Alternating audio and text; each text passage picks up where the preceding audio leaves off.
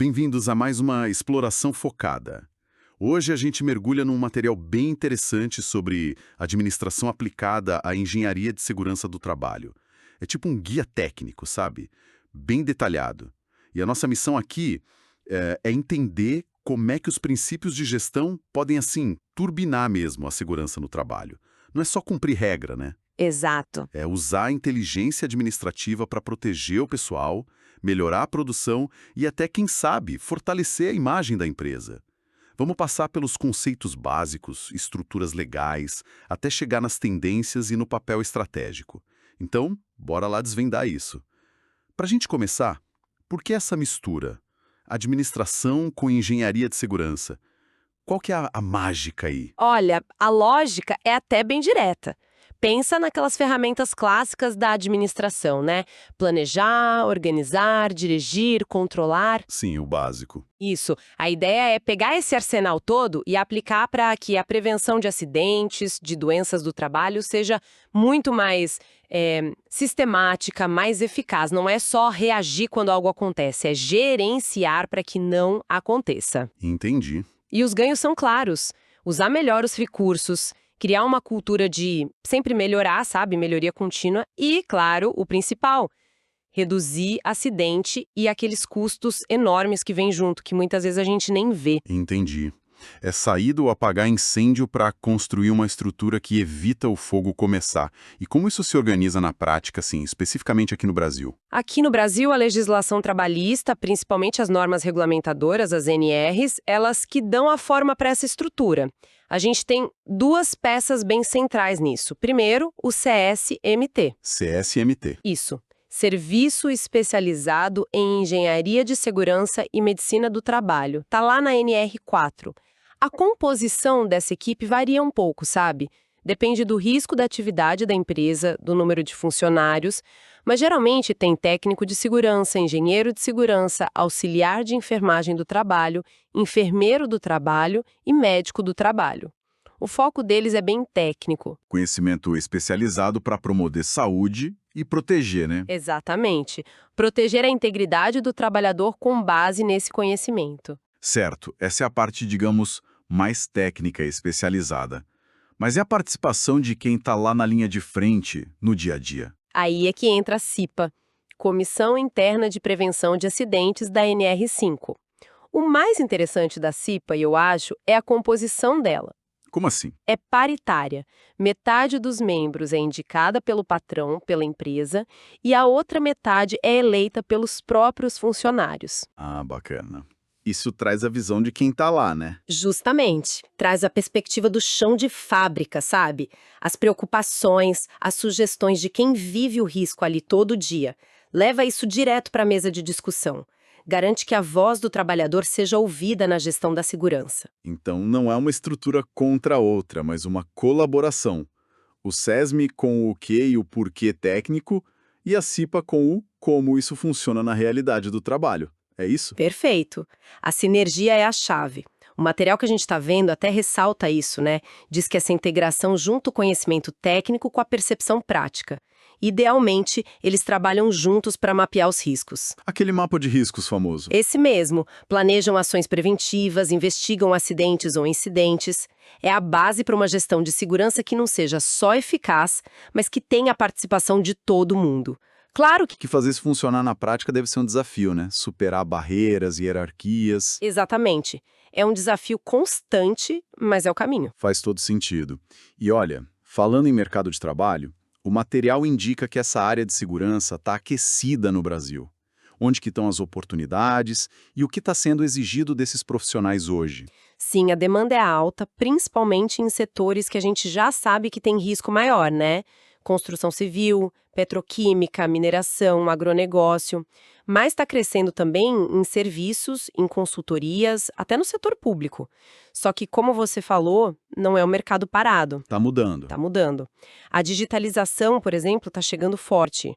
Novas leis, como o e-social, que a gente pode falar depois, e uma consciência maior sobre outros tipos de risco, tipo os psicossociais. Tudo isso está exigindo um perfil diferente do profissional. Não basta mais só aquele conhecimento técnico básico, sabe? Entendi. E quem são essas pessoas que formam as equipes de segurança? O SESMIT que você mencionou antes. Sem detalhar demais cada cargo.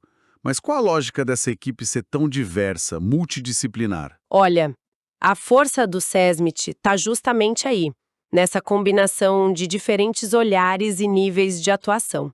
A gente tem os profissionais de nível técnico, né? O técnico de segurança, o técnico de enfermagem do trabalho. Eles estão mais ali na ponta. Na operação mesmo. Isso, implementando as ações, fazendo inspeção, dando treinamento, falando direto com o trabalhador, são essenciais para levar a prevenção para todo mundo.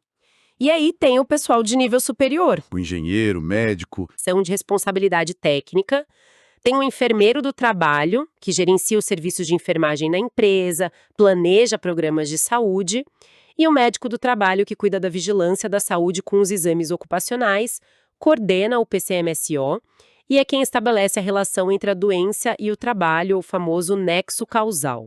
Então, é uma mistura de foco operacional com estratégico com saúde mesmo. Mas o material também fala de algo além da parte técnica, né? Fala, e isso é super importante. O conhecimento técnico é a base, óbvio. Mas para a coisa funcionar de verdade, o SESMIT depende muito do que a gente chama de competências comportamentais. Tipo o quê? Ah, saber se comunicar bem com todo mundo, desde a diretoria até o pessoal da produção.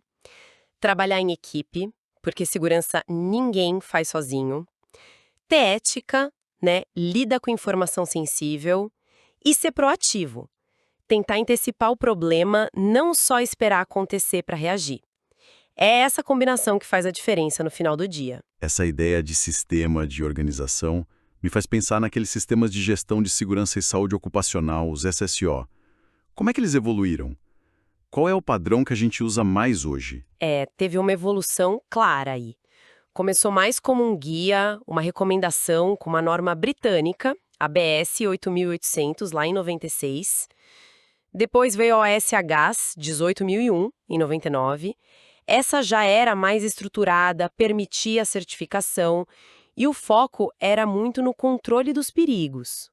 Mas a grande virada, a mais recente, foi a ISO 45001, que saiu em 2018. ISO 45001. E o que ela trouxe de tão diferente assim? Por que dizem que ela é um avanço? Olha, a 451 não é só uma atualização, ela meio que mudou a filosofia da coisa. Primeiro, ela usa a mesma estrutura básica de outras normas ISO muito importantes, a tal da estrutura de alto nível, ou HLS. Ah, tipo a 9001 de qualidade e a 14001 de meio ambiente. Exatamente. Isso facilita demais a vida de quem quer integrar esses sistemas, que é o que muita empresa busca hoje em dia. Mas o mais impactante, eu acho, são as mudanças conceituais. Como assim? Tem uma ênfase muito maior no papel da liderança. A segurança tem que vir de cima para baixo de verdade.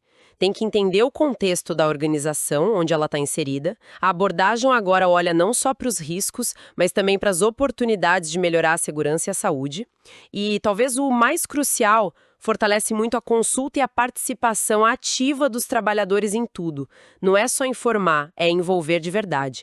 E qual que é a ferramenta de gestão que está por trás disso tudo? O que faz a roda girar? O motor continua sendo o bom e velho ciclo PDCA. Plan, Do, Check, Act. Planejar, executar, verificar e agir. O ciclo de melhoria contínua. Isso.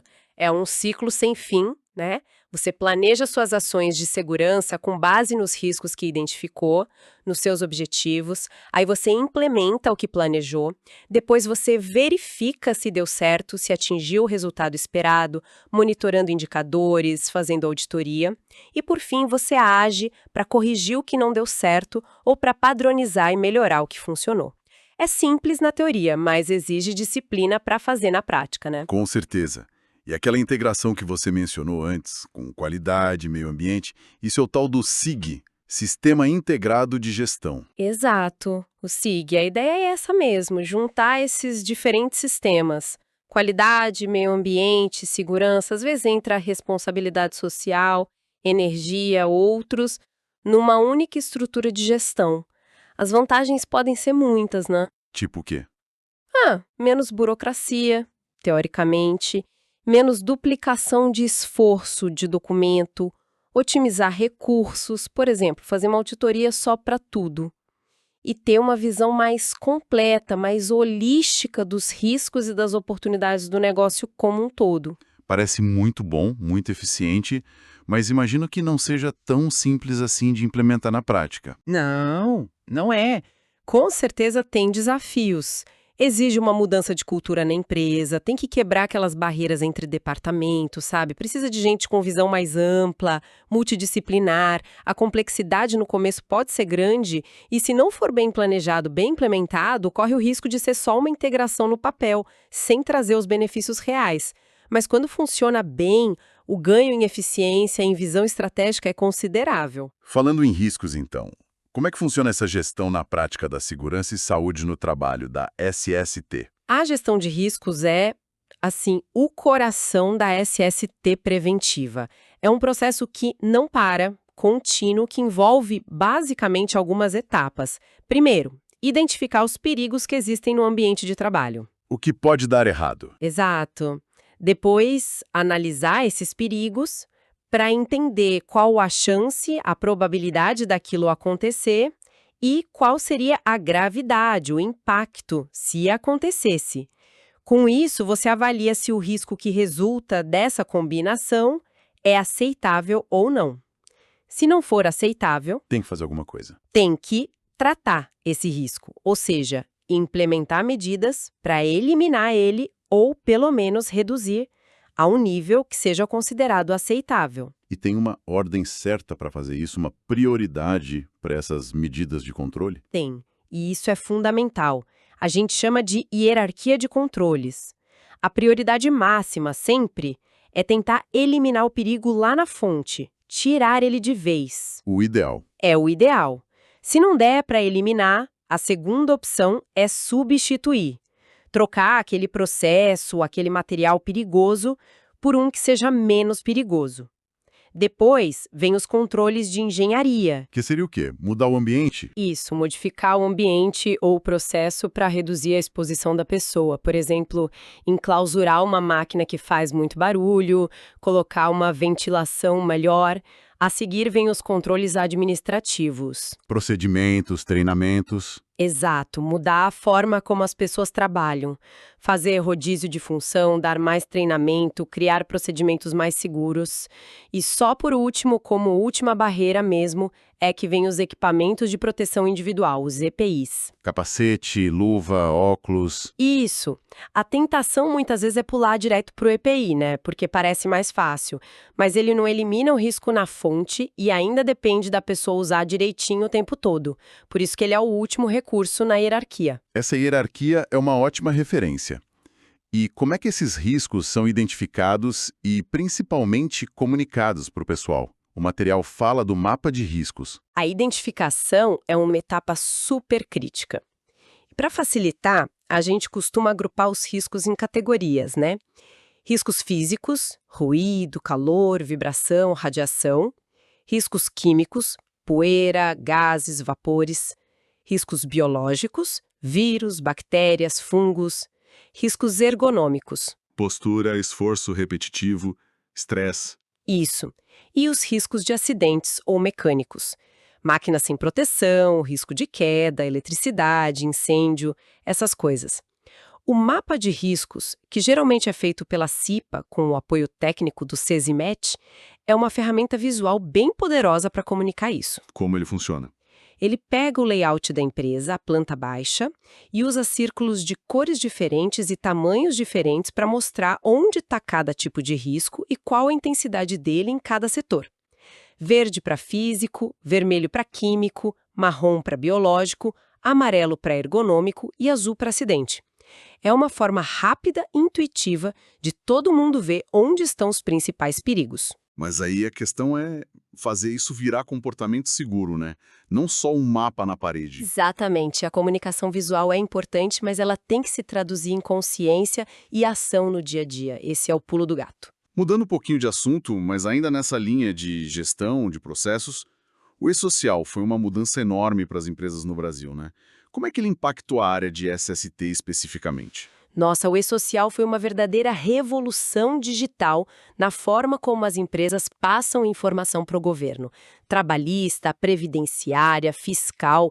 E para a SST, isso significou que agora tem que enviar eletronicamente e com prazos bem definidos informações que antes ficavam meio dispersas, muitas vezes só em papel. Que tipo de informação? Principalmente TI em eventos, a comunicação de acidente de trabalho, a CAT, as informações sobre o monitoramento da saúde do trabalhador, que estão ligadas aos exames do PCMS, sabe, atestado de saúde ocupacional, e os dados sobre as condições ambientais do trabalho, a exposição aos agentes nocivos, que vinham lá do antigo PPRA e agora estão no PGR, no Programa de Gerenciamento de Riscos.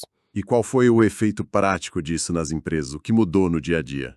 Olha, o principal efeito foi um aumento gigantesco na transparência e na necessidade de ter tudo organizado e ser ágil. Não dá mais para deixar a documentação para depois, sabe? Entendi. A fiscalização ficou mais online. Exato. As informações vão direto para os sistemas do governo. Isso forçou muita empresa a digitalizar seus processos de SST, a integrar melhor as informações entre o RH, o SESMIT, a contabilidade e a ter um controle muito mais rigoroso sobre prazos, sobre dado. Basicamente subiu a régua, sabe? Aumentou o nível de exigência na gestão da informação de SST. Fica bem claro que a SST deixou de ser só aquela coisa de cumprir a lei para virar algo mais central na gestão mesmo. Exatamente. O material que a gente está analisando bate muito nessa tecla do papel estratégico da SST. Investir em segurança não é só custo, é investimento. E com retorno. Reduz custo direto, tipo indenização, multa, mas principalmente reduz os indiretos, que são muito maiores. Aquela história do iceberg, né? O que está embaixo da água. Essa mesma. Pensa na perda de produtividade, no dano para a imagem da empresa, no absenteísmo, no tempo de gestor que se gasta resolvendo problema de acidente. Além disso, um lugar seguro de trabalhar melhora o clima, a produtividade, atrai e segura gente boa. Isso está totalmente ligado à cultura de segurança organizacional. Cultura de segurança. Isso não é meio abstrato? Como a gente entende isso melhor? Pode parecer, mas é bem concreto, na verdade. Cultura de segurança é o conjunto de valores, de crenças, de atitudes sobre segurança que todo mundo naquela empresa compartilha. É tipo o jeito como a gente faz as coisas por aqui quando o assunto é segurança. O material até menciona que essa cultura evolui, passa por estágios. Estágios. Como assim? Começa lá no nível mais básico, o reativo, que é quando a empresa só age depois que o acidente acontece. Aí evolui para o dependente, onde as pessoas seguem as regras porque alguém manda, por obrigação. Depois vem o independente, que é quando cada um começa a cuidar da sua própria segurança. E o ideal, o objetivo, é chegar no interdependente, Que seria? onde todo mundo cuida um do outro. A segurança é um valor, de verdade, compartilhado, e todo mundo age de forma proativa. Para chegar nesse último estágio, precisa de muita coisa. Liderança que acredita e demonstra isso, comunicação aberta, reconhecer quem faz certo, aprender com os erros e acertos, sabe? Um processo contínuo. Nossa, essa evolução da cultura parece um caminho longo, mas essencial. E como isso se conecta com essas tendências mais amplas que a gente ouve falar, tipo ISG, saúde mental? Totalmente conectado. A SST é um pilar do S, do social, nos critérios ESG, ambiental, social e governança. Os investidores, o mercado, estão olhando cada vez mais para isso na hora de avaliar as empresas. Práticas ruins de segurança derrubam a avaliação ESG, podem afastar investimento, manchar reputação, é parte da responsabilidade social corporativa da RSC. E a saúde mental? A saúde mental finalmente ganhou o destaque que sempre deveria ter tido. A gente percebe que não dá para falar em segurança, em bem-estar, ignorando os riscos psicossociais. Carga de trabalho acessível, falta de autonomia, relação ruim com o chefe ou colega, assédio, Tudo isso impacta diretamente a saúde da pessoa, a atenção dela, a capacidade de tomar decisão e, claro, a segurança física também.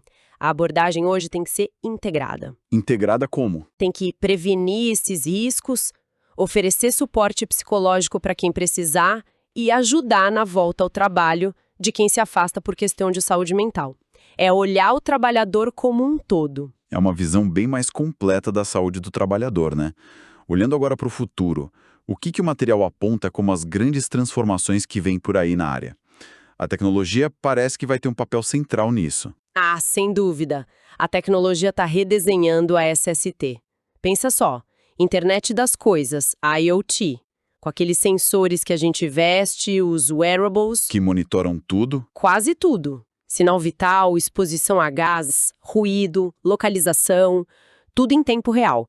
Inteligência artificial, a IA, analisando um volume gigante de dados, o Big Data, para achar padrões e tentar prever risco de acidente antes mesmo de acontecer. Uau! Realidade virtual e aumentada para fazer treinamento de segurança super realista, imersivo, sem colocar ninguém em risco de verdade, robô, drone fazendo tarefa perigosa em lugar de difícil acesso ou insalubre. Isso não é mais coisa de filme, sabe? Já está acontecendo ou batendo na porta. Isso deve implicar uma mudança bem grande na forma como a SST é gerenciada e nos desafios que ela vai enfrentar. Com certeza, a tendência é uma gestão de SST cada vez mais digital, sabe? Baseada em dados, preditiva, superando aquela abordagem só de reagir ou só de cumprir norma. Surgem desafios novos com as novas formas de trabalho também. Como é que a gente garante a segurança e a saúde de quem está em home office? Ou do pessoal que trabalha por aplicativo na gig economy? É verdade. A visão da saúde vai ser cada vez mais holística, integrando o físico, o mental, o social. A ligação entre sustentabilidade e SST vai ficar ainda mais forte. E o profissional da área? Como é que ele tem que se adaptar a esse cenário todo? Olha, o profissional de SST do futuro, que na verdade já é o do presente, precisa de um conjunto de competências bem mais amplo. O conhecimento técnico continua sendo a base, claro, mas já não é suficiente sozinho. O que mais ele precisa? Precisa ter fluência digital, né, para lidar com essas novas tecnologias todas. Precisa ter visão de negócio, entender como a SST agrega valor para a estratégia da empresa. Precisa ter uma perspectiva global, lidar com padrão internacional, com cadeia de fornecimento complexa. E, talvez o mais importante, habilidade de liderança colaborativa. Para engajar todo mundo? Exatamente. Para conseguir engajar todos os níveis da organização nessa construção de uma cultura de segurança forte e interdependente. É um perfil muito mais estratégico, muito mais conectado com o todo. Uau! Fica muito claro depois dessa nossa conversa toda que essa administração aplicada à engenharia de segurança do trabalho é bem mais do que só um monte de regra e procedimento. É uma disciplina super dinâmica, estratégica e, olha, fundamental para o sucesso e para a sustentabilidade das empresas hoje. Realmente, vai muito além de só evitar multa, né? É sobre criar ambientes de trabalho onde as pessoas não só, sobrevivam ao dia, mas onde elas possam prosperar. É sobre gerenciar riscos no sentido mais amplo possível, protegendo o ativo mais valioso que qualquer empresa tem, as pessoas, o capital humano. É uma área que está sempre evoluindo e que tem um impacto enorme. Sem dúvida nenhuma. E como uma reflexão final, algo que o próprio material provoca a gente a pensar. Sim, tem uma questão interessante para a gente levar daqui, né? Com a automação, a inteligência artificial assumindo cada vez mais tarefas, inclusive as perigosas, qual vai ser o papel do fator humano na segurança do futuro? Não só com aquela fonte de erro, que é a visão mais tradicional, né? Mas como o elemento-chave para a resiliência, para a capacidade de se adaptar ao que não foi previsto, para inovar em segurança e para o cuidado um com o outro. Como é que a gente vai equilibrar a eficiência da tecnologia com essa capacidade insubstituível do ser humano de julgar, de ter empatia, de colaborar nesses novos locais de trabalho que estão surgindo? Fica aí a provocação para a gente pensar.